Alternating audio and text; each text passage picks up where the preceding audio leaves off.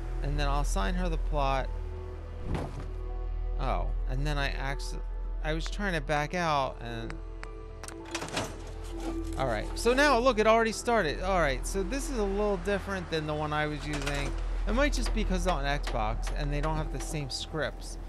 But the other one would show the person walk over and hammer in and stuff. This doesn't, but it's fine.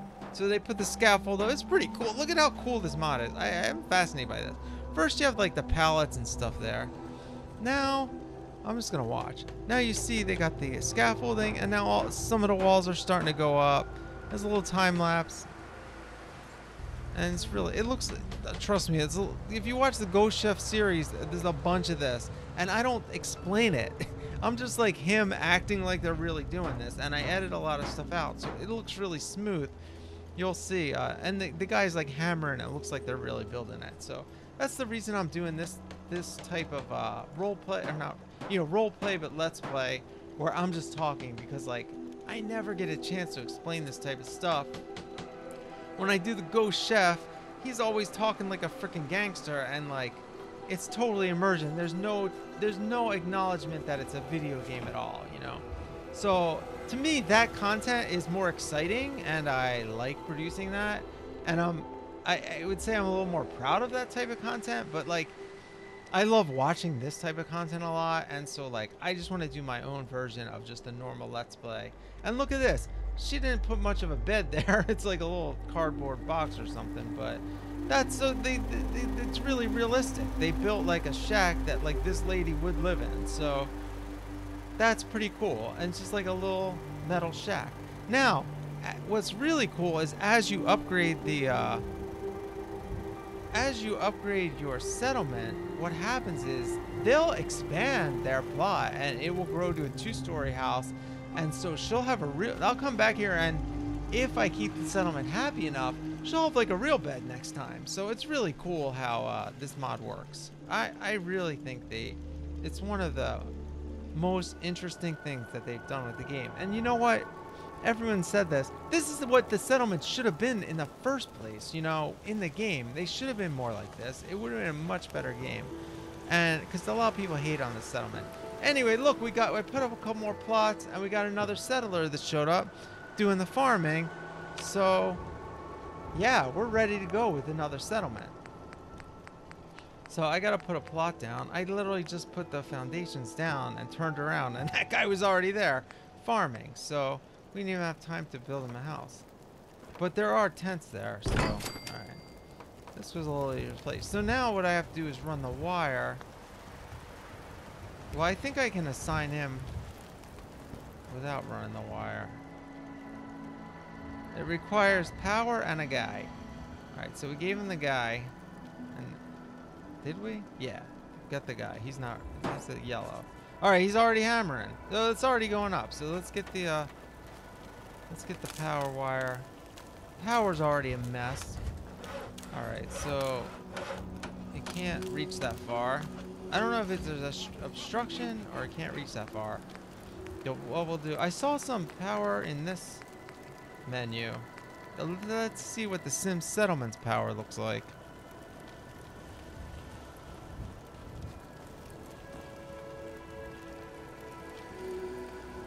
Alright, so this pole is like a lot bigger than... That's like the pole that came with this.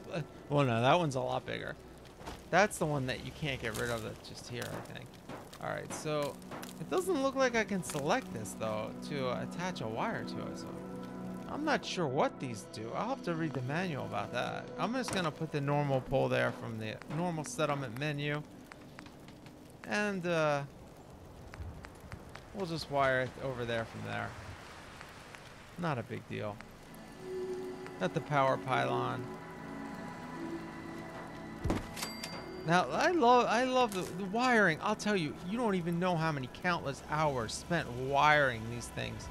It's not easy when you're talking about interior wiring. They added conduit and stuff, which is even harder to use than the stupid wires. This is not an easy game to learn. Like I said, you play Minecraft, everything locks in a little grid. This game, oh my god. It's brilliant. I mean, it's actually pretty brilliant the way they did it. like I said, it's a little more realistic. Look at this. He's got tires out front. I mean, this guy's scavenging stuff. He's got a cheese lounge made of freaking pallets. So yeah, that's a pretty cool settlement. And so now what we'll do is we'll throw down another one. But the thing about this one is I don't think there's another person here. But once another person shows up, we'll have a house for them. And then we'll put a few more on the other side. I don't want to make the settlement too big. I'd say maybe 5 people max. Now what I was really picturing for this is something like Megaton in Fallout 3, where you got a layer here and then another layer on top of it, but I don't think that's gonna work in this actually. I need to do one where there's more room and have like one layer here and then one layer behind it that's above it, and then another layer that's behind it above it, and you get 3 stories, but they're not like literally on top of each other, you know. That's how I want to do one of the other towns. So we're gonna store these tents, and actually, you know what? I like the seeing the smoke in the background actually when I'm playing. So I'm just gonna move this over here for now. We'll find a better spot for it, but I just want it out of the way. And there's no reason they wouldn't want to still have a campfire, you know. I mean, I should put the tents somewhere too. I like the look of the tents, but so look at this. We got a whole little village here going on, and it built itself. I didn't have to put this. You know how hard it would be to. It would literally take me like an hour or 2 to build all that stuff, get the furniture all right in 2 houses. It would take forever. So anyway, this is our guy and our friends. Now I forgot to take the gas mask off, but I don't know. They look pretty badass, so I couldn't get that lantern that's floating out of the way. Look at this. So it does set up, like the other one had pallets. This one has a boat, so it's starting off with a boat. So I know I've used this one in the other playthrough. Actually, just happened to have a guy with a sea captain hat on who sadly disappeared from the settlement. Actually kind of breaks my heart just thinking about it a little bit. He's the only settler I had that we lost, and he was quite a character. Now in that playthrough, I also had one that gave names to the settlers, but I don't think that exists for Xbox. It must require a certain script extender or something. So I don't know. We're gonna get another guy here this next time, and we're gonna build this settlement and go help the other settlers out, and probably kill those gunners too that we saw the other time. So yeah, come back next time. We got videos every day. I'm gonna be starting Skyrim soon and Outer Worlds as well, and maybe some other games too. So thanks for joining, and don't forget to subscribe, and